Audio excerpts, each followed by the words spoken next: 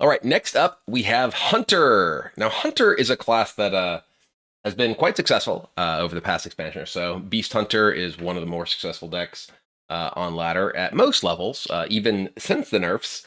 I'm honestly fairly happy to see that there is not a ton of Beast Hunter support in this set, and they're looking in a new direction, which is Arcane Hunter. um, so this is one of the Arcane Hunter cards. Eversong Portal. Summon a 4/4 Lynx with Rush, improved by spell damage. So this, I actually feel like, is likely one of the big draws of the sort of spell slash Arcane Hunter, because this, is not just a, hey, you're going to do more damage with this. This makes a bunch of minions. With one spell damage, this is giving you two Lynxes, two 4/4s for 4 with Rush for 4 mana. At 3, at 4, etc., etc. It starts to get pretty crazy, I think. Not only is this something that you can play with sort of the normal spell damage cards that we see in a lot of decks, like Blood Mage Thalnos or Arcanist, things like that, but also the actual arcane spell buff cards for Hunter, specifically in this set, are particularly synergistic with it, like this one. Halduran Brightwing, 3-cost 3/4 Battlecry. Give all arcane spells in your deck spell damage +1. So this means that spell itself will always have spell damage +1. You don't need to play something ahead of it or anything like that. So this is really, really strong, right? Obviously, it only affects spells that are in your deck, not in your hand. But say you drop this on 3, then you use tracking, then you use Codobane, then you use anything that draws you these spells. It is pretty nutty, right? You're just getting a bunch of automatic buffs that you don't need to have any sort of spell damage minion on the board alongside, as far as either the durability of that minion or just the mana of playing it in the same turn. So that sort of permanent buff is extremely powerful, and obviously it's a legendary, and you need to then draw the cards, but gives you a lot of long-term power for your spell deck, which is something that those sort of decks typically don't have outside of something like the Hunter Quest, which can burn in hell. Next up, we have Shock Spitter. This is a 2-cost 2/2 beast. Battlecry, deals 1 damage. Improved by your hero attacks this game.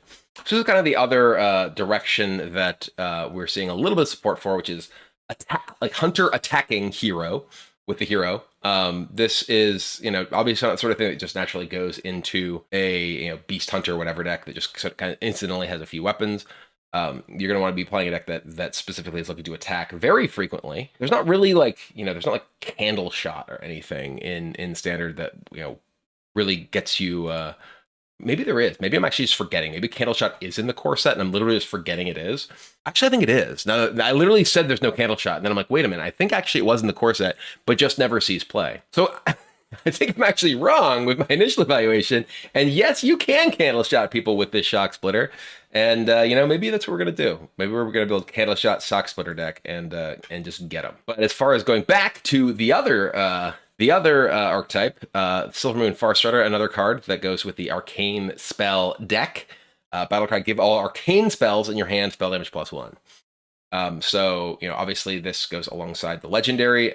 This only affects the ones in your hand as opposed to the ones in your deck, but get, more immediate impact out of it. And unlike most just sort of normal spell damage minions, this is, something that you can just tempo out, right? On turn 2, just play yourself a Silvermoon Farstrider and, boom, you have buffed your hand of arcane spells. Maybe you don't want to do that. Maybe you don't have a bunch of arcane spells in hand.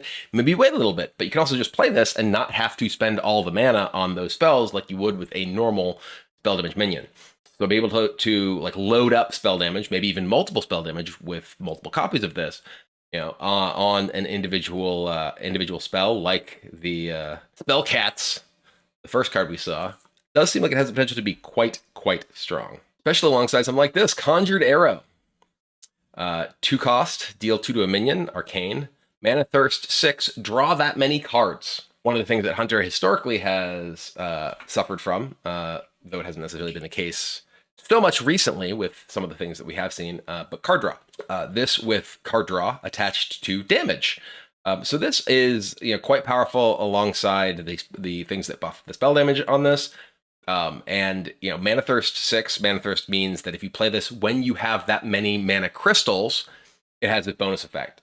So being able to, say, buff this with spell damage twice, 2 cost, deal 4, draw 4 at 6 mana. That is outrageously powerful. So, I feel like this is likely to be a very key card in the arcane spell damage style decks because, if you're playing a bunch of spells, you don't have as much repeat value as something that has a bunch of minions. And you are very likely looking to reload and dig for, your buffed spells after playing the legendary, or, dig for your ways to buff your spells. Even if this is, say buffed once, buffed 0 times, 2 cost, deal 2, draw 2, that's still really powerful, right? We don't necessarily have to be like going into the realm of like, hey, we have this buffed a ton in order for this to actually be a good card. Obviously it can't hit face, but you certainly have enough other options in Hunter to do that. Next up, discover a spell from your deck. If it's arcane, give it spell damage +1, Arcane Quiver. So obviously works very well with that Mana Thirst card we were just talking about. It's like, hey, I need to reload. Hey, I'm looking for board presence. I can go get the pups, the spell kitties, whatever. Certainly, I think just, a very strong card gives you a lot of redundancy in terms of the specific effects that you're looking for. Obviously, going to slow you down a little bit because it is not itself impacting the board for any mana cost, but being able to find exactly what you need and buff it is extremely powerful. And next up, we have Keen Eye Spotter, another card for the attack with your hero archetype of Hunter that apparently now exists. Obviously, another card that works well with Candle Shot, which I recently remembered was in Standard. It is funny when you have that. Like Candle Shot, back when it was originally in Standard, was paired alongside Hunter's Mark. It was actually a very good card that saw a lot of play. But because the sort of nature of the decks that exist right now and the sort of supplemental tools, literally forgot that it was in Standard, that it was back in Standard. But between the Shock Beast and this, does seem like you have some powerful options for using that once again. And next up, we have this, Scourge Tamer. Okay, I love this. I love Mia Zombeast. Just a 2-cost 2/2 battlecry, craft a custom Zombeast. Obviously, the cards from the original Wrath of the Lich King are going away. Maybe you don't know this. Maybe it's not obvious. But the cards from the original Wrath of the Lich King are going away. They are not in Standard once March of the Lich King launches, which means we will have to say goodbye to Deathstalker Rexxar, which I think I actually played once in the total of all of the games where I even played a deck, including that card, to Legend with an extremely good record. I just never either drew or had the need to play the card. But it's one of my favorite cards in all of Hearthstone history, and it's because of the hero power, obviously. And this gives you access to that hero power once again. It's just a 2-cost 2/2, gives you the ability to find what you need. I love this card. I love the fact that it gives you just the single go at it, not giving you the sort of inevitability of, hey, I have endless zombies. Not that was inevitability in a world where people were Denathrising you for like 60 as Druid. You've just never had time to grind people out with the beasts or whatever. But because you don't have to wait to play the 6 mana hero and then spend 2 mana each turn, you can just spend 2 mana once. Boom!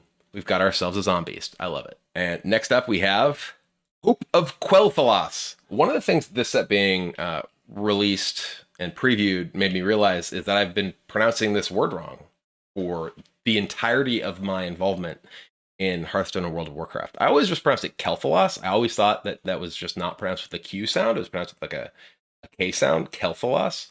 But I'm apparently wrong. It is Quel'Thalas, because that's what like the voice lines and stuff say. But yeah, that's the more you know. But anyway, it's a 6-cost 4/2 weapon. After your hero attacks, give your minions +1/+1 wherever they are. So this is kind of a weird card. It definitely feels like it wants to go in like a swarm style deck. This is at its best if you're playing like a deck that's looking to play like a bunch of rats or whatever, buff all those up. It's very inefficient, if you're not taking advantage of, those buffs. It is buffing your deck too, but it feels like in order to really justify the face value, right, of 6 cost, you need to have significant stuff in play when you swing with it. Hunter's not exactly the sort of class that has the option to just sort of build up value for their deck long-term starting at 6 mana and kind of wait, because you are very much having to be proactive and really play for tempo and the board most of the time, and don't really have great survival tools, et cetera, et cetera. So it feels like an awkward card if you're not like essentially using it as a big burst of damage from having a big game state, big board state already. So feels like a bit of an awkward card overall. I'm not really sure if it is quite good enough to actually play in pretty much any of the existing decks, or if it's good enough to really make kind of a swarm style hunter good enough to actually play at this point. It's cool though, like it's really neat. I just don't know if it's good enough. And lastly, boom, ricochet shot. Deal 1 to 3 random enemies. So notably, this is not enemy minions. This can hit your opponent's face. So this can be, no matter what, it's able to actually damage your opponent. Not necessarily great for one, but is, if your opponent, say, on turn 1 plays Wicked Shipment, boom, kill them, 1 to you. Obviously, this can also scale pretty impressively with spell damage.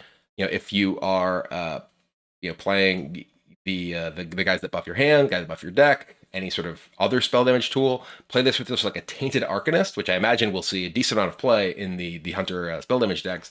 This is just 1 cost 3 to 3 things, right? That's quite powerful, right? This is a huge payoff card for things that buff spell damage, both in terms of removal and in terms of the ability to go face, because it is random enemies. So I think this card is actually quietly quite strong, and going to be a major component of the arcane spell damage decks in Hunter if those decks do see play. But overall, obviously the biggest winner of Hunter in this set is the arcane spell damage package, because, well, it didn't exist before and now there's a lot of it.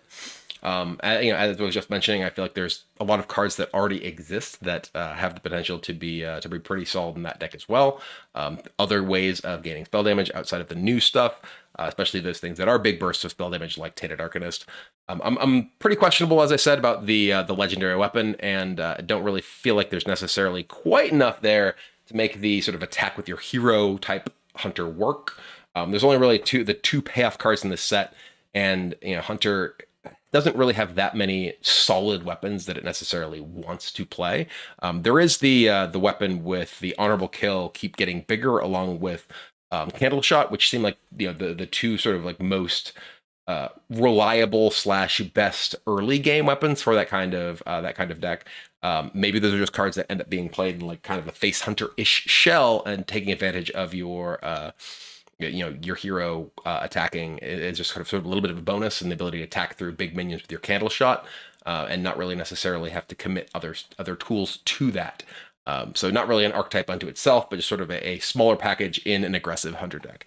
But overall, most excited obviously for the Hunter spell stuff, and I think that the major payoffs there are the Mana Thirst card draw thing, and then obviously the cats.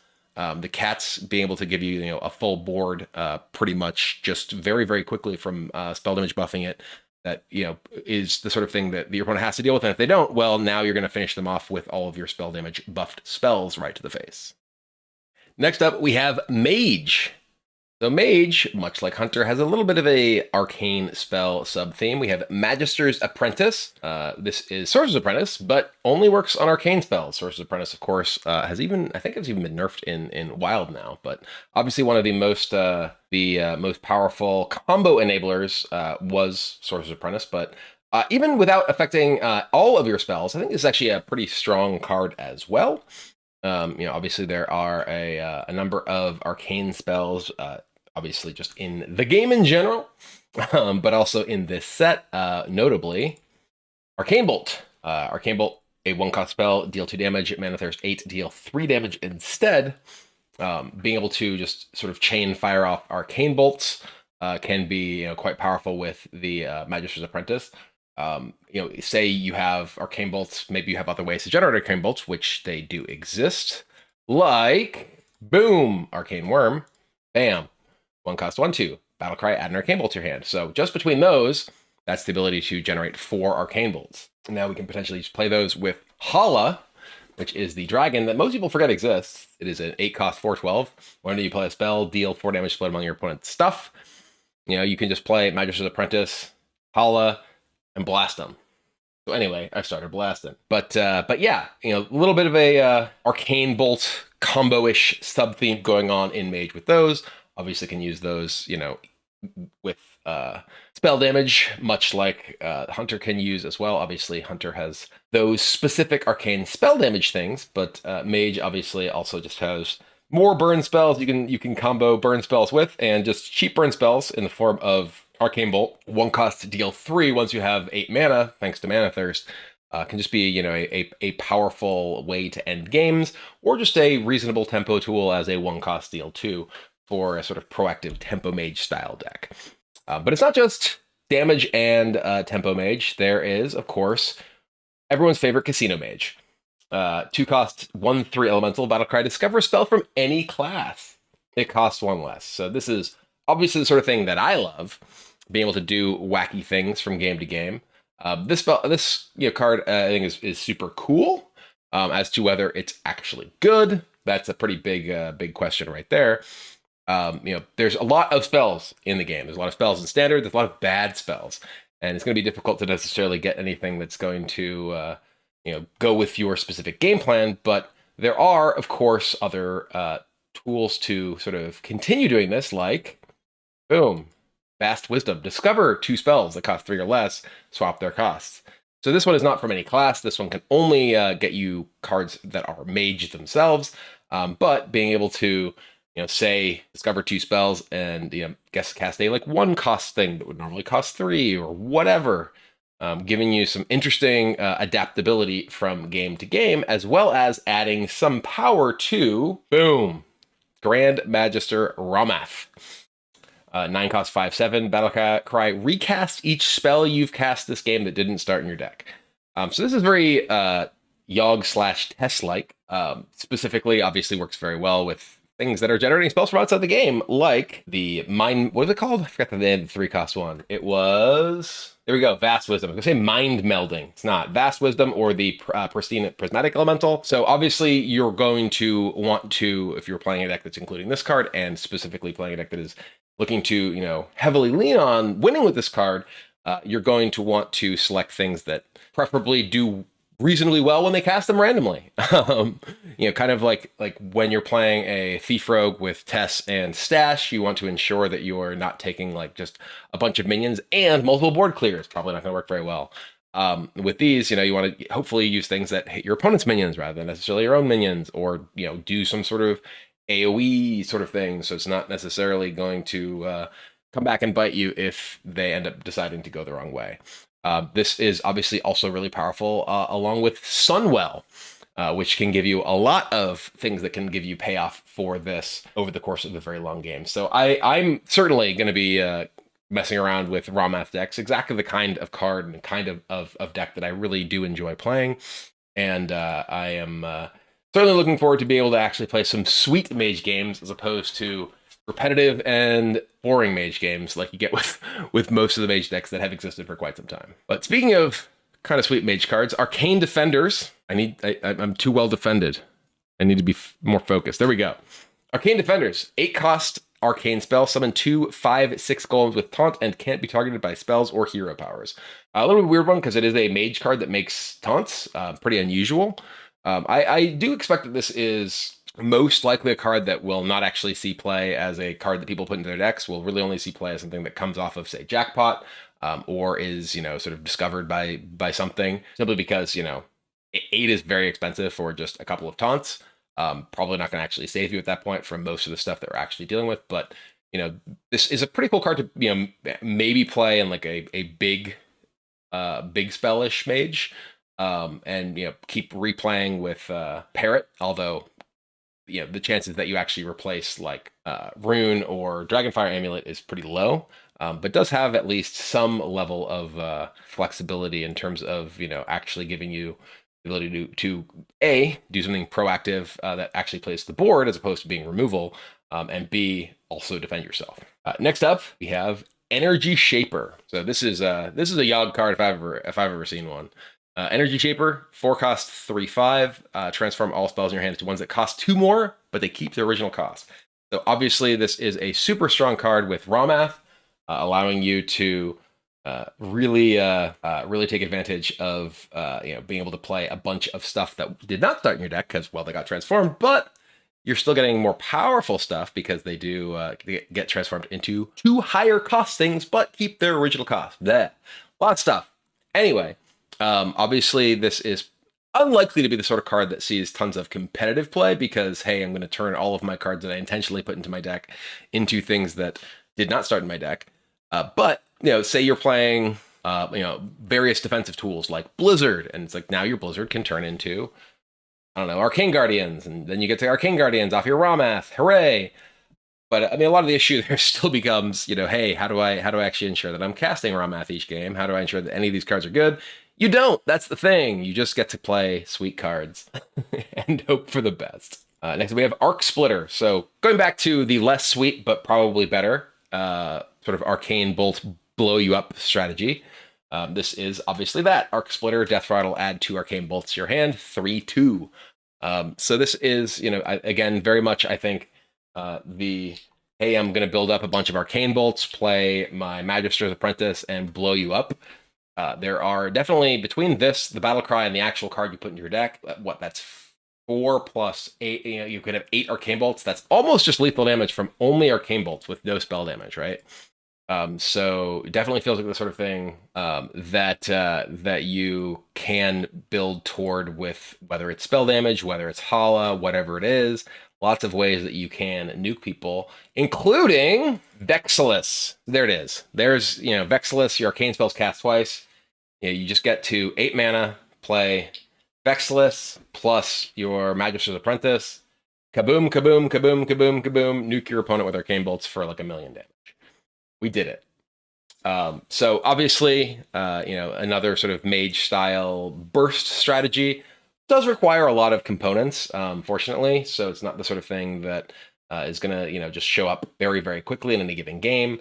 But, you do have obviously a lot of card draw available in Mage that can help build up to those sort of burst things. And, whether it's Vexilus, whether it's Hala, lots of tools that can actually enable you to just use all those arcane bolts, let's say arcane blasts, to different card entirely. Arcane bolts to end the game. So Mage, I think, has pretty clearly 2 directions in this set, which is Arcane Bolt deck, Yogg deck, right? I know what I'm going to try and play, which is the Yogg deck. But the Arcane Bolt deck, I do feel like actually has a decent amount of support here. And, I don't know if, given the sort of the metagame of either highly aggressive decks or stuff like Druid that gains a bunch of armor, whether there's going to be, actually a home for that in the metagame, considering, the cap is certainly the sort of thing that has a cap on its damage, though if it's like, 8 double cast bolts with Vexilus, that ends up being 48 damage, right? Still a lot, but not necessarily, wait, no, it's 8. I said 8. Yeah, it's 48 damage with no spell damage. But if you get spell damage, okay, it starts to get really big. Regardless, totally typical kind of combo burst damage win condition. Certainly still vulnerable to Mutinous, certainly still vulnerable to Theotar. So not really worried that it's like, this is some sort of thing that is going to suddenly destroy the metagame, because we already live in a, Denathrius world at the moment. If anything, I'd love to see more ways to disrupt combo decks, but I feel like I'm alone in that matter. And this new one doesn't really scare me, but definitely some cool stuff here that I am excited to try, mostly because I am a disciple of Yogg Saron. Praise him. All right, next up we have Paladin, starting off with 4 Quel'Thalas. 2 costs, Holy Spell, give a friendly minion +2 attack, give your hero plus, I just got that wrong, give a friendly minion +3 attack, give your hero +2 attack this turn. So crucially, Holy Spell. That means it is drawn by Knight of Anointment, which is a pretty big deal. Also, a pretty strong card overall, right? This is something which is obviously something that wants to go into a more proactive deck, giving a more proactive deck something that you can just play your Knight of Anointment on turn 1. Then, if you really want to, boom, +4 attack. I get +2 attack. I attack your thing that could trade into my minion, and I hit you for a bunch. Pretty strong. So yeah, I like this card a lot. Obviously goes particularly well with Divine Shield minions, and there's quite a few of those in this set as well as in standard right now in general, that I am pretty happy with overall. Also, as a Holy Spell, it does interact with the Kotari guy, who has seen almost no play, because most of the Holy Spells that do see play are things like Righteous Defense and Equality, which don't exactly hit your own stuff. So this being something which can be played more proactively can maybe give that guy more of a home. Next up, we have one of my favorite cards in the new set is Time Warden. They 4-cost 3/5 dragon. Until the end of your next turn, dragons you summon gain Taunt and Divine Shield. So obviously, big dragon fan. And this is a really, really powerful one. So this can be just something that you play in sort of the mid-turns of the game to just make your next dragon Taunt and Divine Shield. It can be something you play in the late game, which gives the dragon you play immediately after it, and say the 2 additional dragons you play the next turn, Taunt and Divine Shield. It's just a very, very strong card. Dragon, Paladin hasn't really ever been a thing that's been particularly powerful, particularly successful. But this is, a tool that is high impact enough that it just may actually put the archetype over the top for the first time since ever, especially alongside this Daring Drake. 4-cost 4/4 with Rush. Battlecry if you're holding a dragon, gain +1/+1. So this with the Divine Shield Taunt dragon, you play that, then next turn maybe you play this, and boom, 5/5 Divine Shield Taunt Rush. Boom, kill your thing. There still obviously is the sort of question is like, okay, well, how do you actually, how are you actually winning the game when you're rather than just being like kind of a effective mid-range deck? But a bunch of Taunt Divine Shield minions can be extremely powerful, difficult for a lot of decks to remove. And, you have some really interesting tools as well, like this. Anachronos, 7-cost 8/8. Battlecry, send all other minions 2 turns into the future. So this is obviously like, what in the world does this possibly mean, right? But basically what this is all the other minions go away, and then in 2 turns, they just come back. Kind of a wild effect. And it's the sort of thing that you can actually use kind of in multiple ways. One, you can play this. If your opponent has a big board, boom, your opponent, you have time to actually get to the point where you can maybe deal with your opponent's big board. 2, you can play this when you have a potentially threatening board, and you expect your opponent has a way to deal with them. So you can play this, boom, your board goes away, and now your opponent has to use removal, has to use like an AoE, kill this, maybe kill this and something else, and then boop, they come back 2 turns later, and your opponent needs to use more removal. This is just a super, super interesting card. I don't know if it's like actually great, how good it is, but it's certainly really cool. And I'm excited to sort of explore the possibilities that this one has. Next up, we have Sanguine Soldier, a 1-cost 2/1 Divine Shield. Battlecry, deal 2 damage to your hero. So this is a card that I really like. Obviously, the Paladin being able to use its life total as a resource is a really interesting space, allowing things like True Silver Champion to actually be proactively good because you are spending your life total rather than just gaining back a little bit of life that you may have lost incidentally. And 2/1 Divine Shield for 1, very, very powerful, right? This is extremely, extremely powerful. And can definitely do some pretty sick things. Speaking of sick things, I do want to go back one moment, talk about Anachronos again. One thing that you can actually do with this that I did not touch on is use this to essentially save some mana on combo pieces, right? Say you're playing, with Bran, and you want to use Bran plus, say, Sire Denathrius. You could potentially play your Bran, play your Anachronos, send your Bran to the future. 2 turns later, you get to Bran Denathrius your opponent.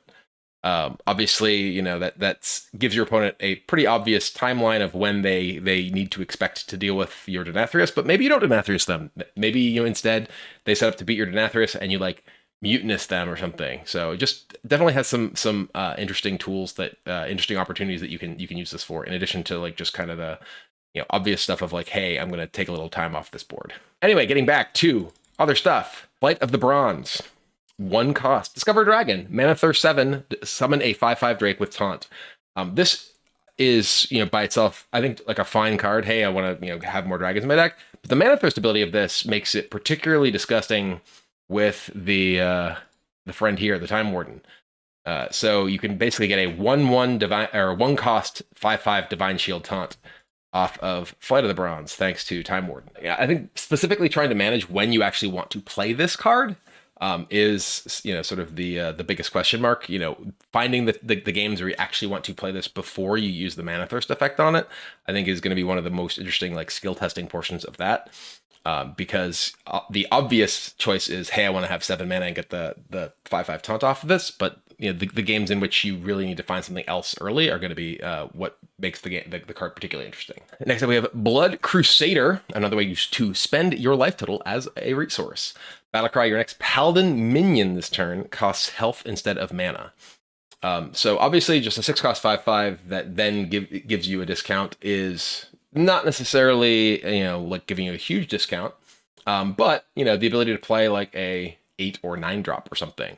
It's specifically a minion, so you can't like play like a like Cariel or whatever, the hero card off of it, but you can play, say, a Brasswing, some big Paladin minion like a Brasswing or the Templar, Knight Templar. What is it? Templar something.